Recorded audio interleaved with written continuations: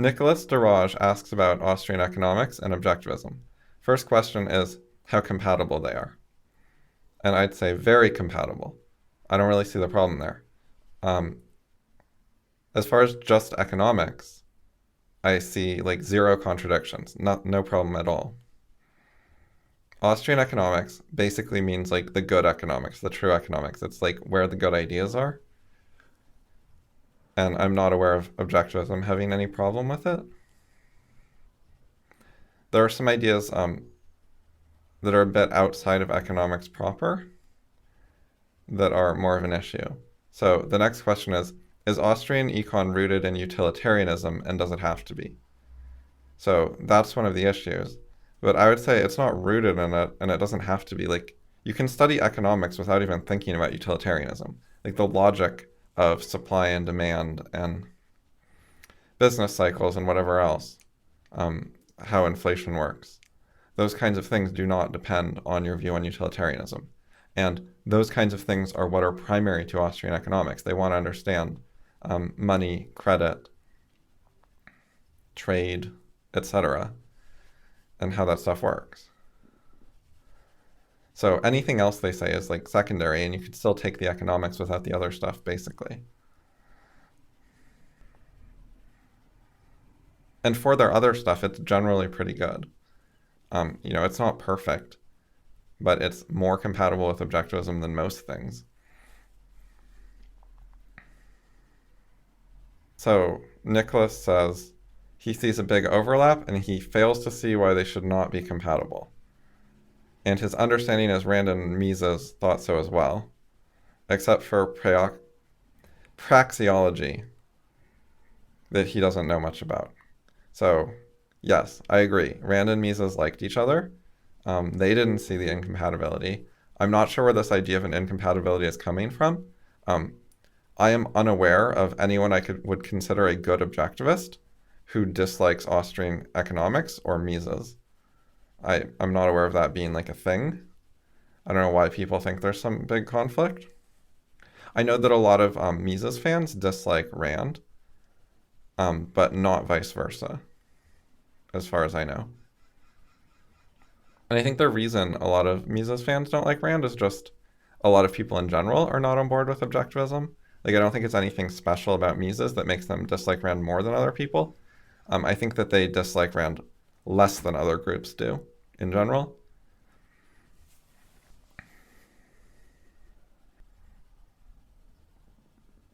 But yeah, the other way around, I haven't really run into objectivists who are like, Austrian econ sucks, it's wrong. Like, what are they going to advocate instead? Like the Chicago School, Keynes, Marx, like what the hell? Like, I've certainly run into objectivists who are fans of like Hayek and Friedman, and seem to be unaware that Rand hated those people. She called Hayek poison. There's various other things she said. Like, there are people who lump together Mises and Hayek, Rothbard and Friedman, and they don't really see the difference. So I think those people are a bit ignorant and don't know what they're talking about. But those people are generally, favorable to all of them. Like, I haven't seen someone say, here's why Hayek sucks, so I also hate Mises. Unless they just basically dislike capitalism in general. But from objectivists, I haven't seen that. The objectivists who mix up Mises and Hayek, they just like both of them and don't go into enough detail. If you're interested in the Hayek stuff, I've written about it. I'll put a link in the show notes. Also on this topic, there is a man named George Riesman who studied under Mises. I think he got his PhD under Mises, and he also personally studied under Rand. He used to be on the board of directors of the Ayn Rand Institute, and so is his wife, Edith Packer, who is deceased, unfortunately. So Riesman frequently tells people, the thing that will save the world is if you guys read the writings of Rand and Mises. And I agree with him. And so he's a synthesis of the two, and I think that's great. And I like his books. You can go to his website, capitalism.net, and you can find his book, Capitalism, A Treatise on Economics. It's really, really good. And he also has a bunch of short Kindle books for like $1 each. There's an interesting story with him. It's very unfortunate. He was kicked out of the Ayn Rand Institute, kicked off the board, and basically excommunicated, and they won't promote his work or his books. And his series of conferences basically got shut down. And this was done by Peikoff, Binswanger, and Schwartz over a conflict in which basically the ARI side refused to argue their case. They just condemned him and wouldn't give adequate reasoning publicly. So they seem to be wrong, and they won't argue their point. So that happened in the 90s. It's an old issue, but it has lasting consequences. Like on the Harry Binswanger letter, Objectivist Forum, you cannot mention George Reisman. You will not be allowed to post that. It is censored.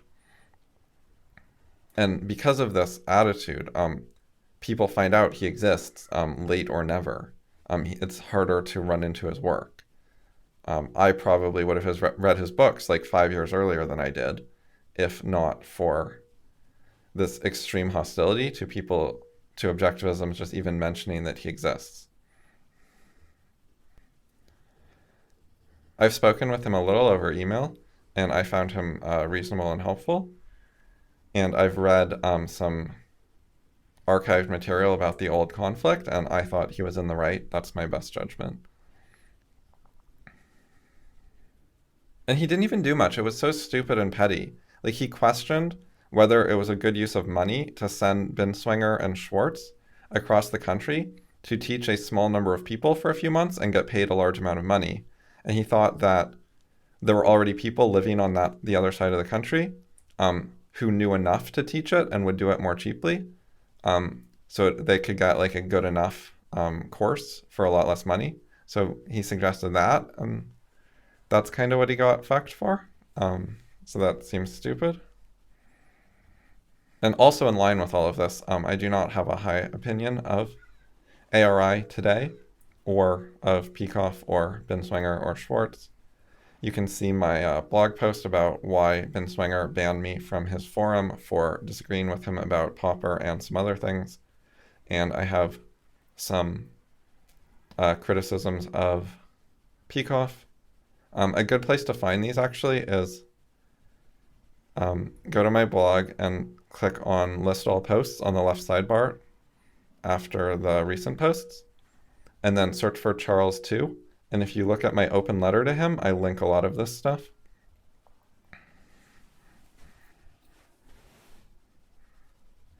Anyway, also on the Binswanger forum, you also cannot link to Mises.org.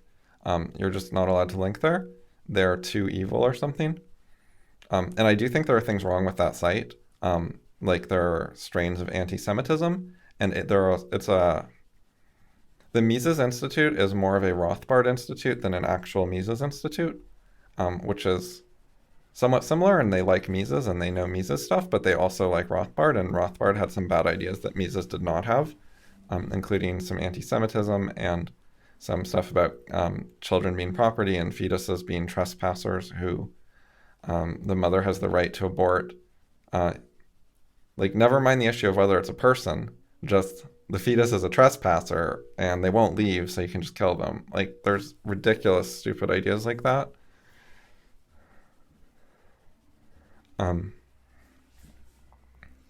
But those are not what they talk about most of the time. Most of the time, they're just talking about like economics and current politics, and it is generally pretty good and stuff that objectivists ought to mostly agree with and appreciate.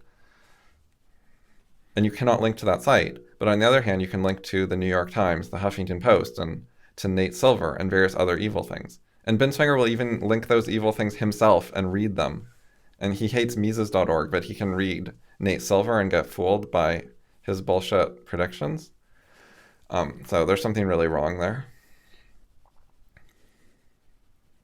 But even despite that, like, that doesn't mean that Binswanger has a negative opinion of Austrian economics itself or of Mises and Mises's books. I think he doesn't know enough about them as he should, because I got into an argument with him about a couple of details about Mises, and I think it was related to profit. And I found he didn't know his stuff well enough. But it's not like he was saying Mises sucks or stop quoting Mises at me, I hate that guy. The moment you mention Popper, he's like, that guy's a villain, fuck off. But if you mention Mises, like, he was more or less pretending to be on the side of Mises and agree with Mises. And pretending's too harsh. Like, he mostly is, just he doesn't have a full understanding of it.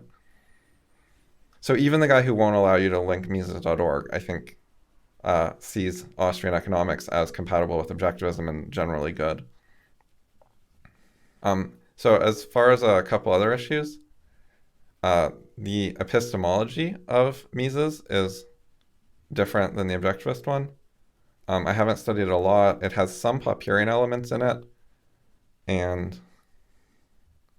but regardless of what it is, you could just take the economics without the epistemology. They talk about subjective value a lot. They use the word subjective. I don't like it. I would just not use that word and phrase things in other ways. But I think it's basically a superficial problem, not a serious problem about how they think. I'm listening. Siri thought that I was talking to her for some reason. Okay, so another issue with Austrians and just economists in general is they neglect morality too much. Rand complained about this. So some points about this are people act according to moral ideas and incentives more than economic incentives. Like, they care more about what they think is moral than what they think is profitable. And they also care about, like, social and cultural factors, like how to be popular and how to be second-handed and please people, more than economic incentives in general, in my opinion. So I think there's ways that economists, like, overrate how big a factor economic incentives are. And sometimes they're confused when people act contrary to economic incentives, and then they're like, people are irrational. And it's like, okay, maybe they're irrational, but the issue here is that they value some other things more than an extra $20.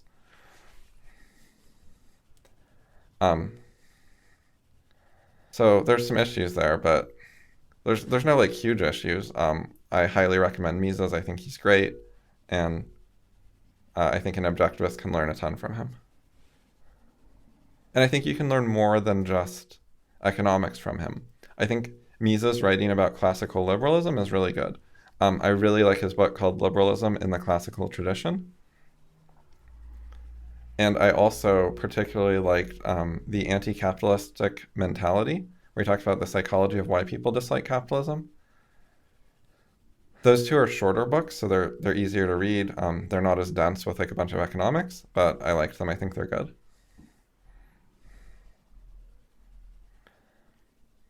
Also, I forgot what the issue was, but there was some sort of criticism of Mises, and Rand said, leave him alone, he's done enough. Which is not what she says about other people. With Hayek, she says, he's poison. With Mises, it's leave him alone, he's done enough. Like, she really, really liked him, and I completely agree with her. And I would be interested to talk to an objectivist who sees it quite differently and is, like, anti-Mises or anti-Austrian economics or something. That'd be interesting to me because I'm not familiar with that.